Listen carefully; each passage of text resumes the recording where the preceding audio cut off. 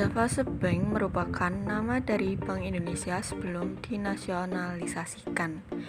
Java Bank menjadi salah satu peninggalan jajahan Belanda yang masih diteruskan Indonesia hingga sekarang. Java Bank menjadi saksi kapan dan bagaimana bank sirkulasi pertama dibentuk oleh pemerintah Hindia Belanda.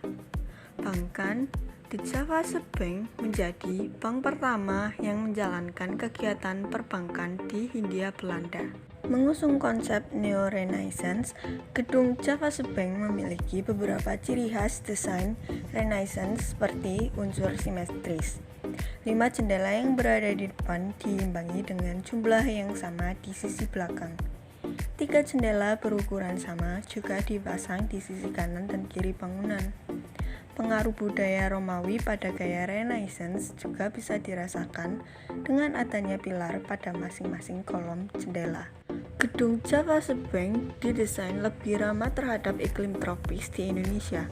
Ini terlihat dari cara mereka menempatkan jendela yang agak menjorok ke dalam, sehingga relatif terlindung dari tepisan air hujan dan sinar matahari. Mereka juga memasang jendela di atap sebagai ventilasi udara, sebuah inovasi yang masih belum jamak di zaman itu. Ini adalah salah satu gedung paling modern di Surabaya saat itu. Masjid Agung Sunan Ampel ini didirikan pada tahun 1421 oleh Raden Ahmad Rahmatullah atau yang lebih dikenal dengan Sunan Ampel. Masjid tersebut berdiri di Desa Ampel atau sekarang Kelurahan Ampel, Kecamatan Semambir, Surabaya dengan luas 120 x 180 meter persegi.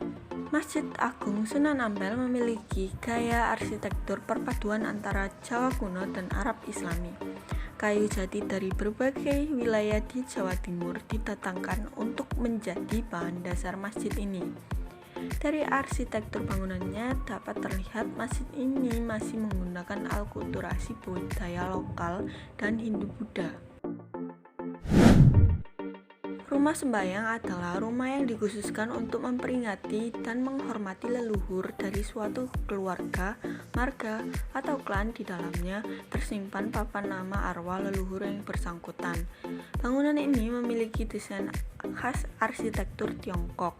Demikian juga detail-detail arsitekturnya. Ada sepasang patung singa di kiri dan kanan, seolah menjaga keamanan pintu masuk. Juga beberapa ornamen khas ada di wajah depan bangunan menghadap barat ini.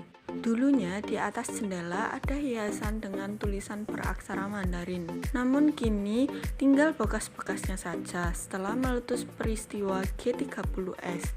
Pagar besi hijau adalah tambahan baru sebagai fungsi keamanan saja.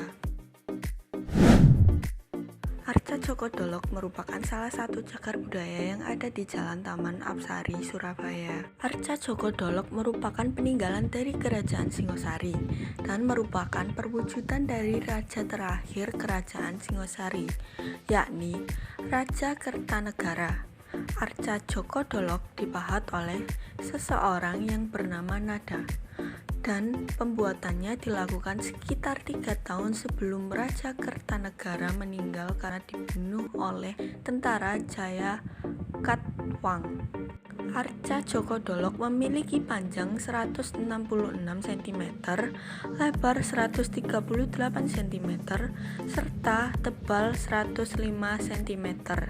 Arca Djoko Dolok digambarkan dengan kepala gundul serta dibuat dengan posisi duduk dan bersikap Bumis Parsamudra yang melambangkan memanggil bumi sebagai saksi, di mana tangan kiri berada di atas pangkuan, sedangkan tangan kanan menelungkup di atas lutut.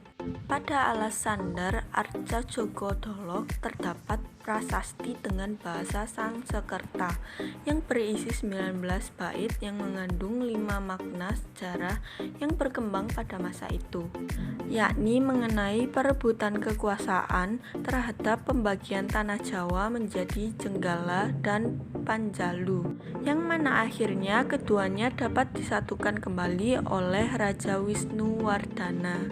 Prasasti pada Arca Cokodolok juga bertuliskan angka 1211 atau 1289 Masehi, yang mana tahun tersebut merupakan tahun dibuatnya Arca Cokodolok.